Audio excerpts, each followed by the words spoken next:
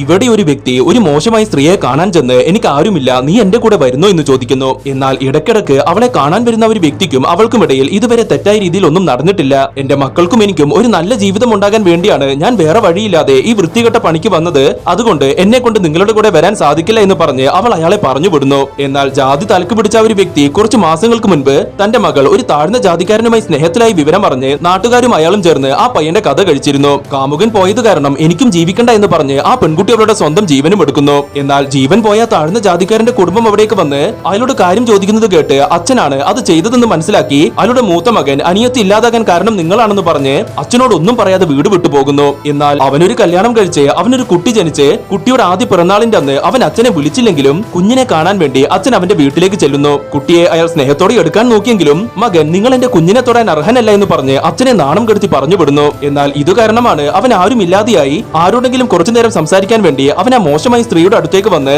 പണം കൊടുത്ത് അവളോട് അവന്റെ വിഷമങ്ങളെല്ലാം പറയാൻ തുടങ്ങിയത്.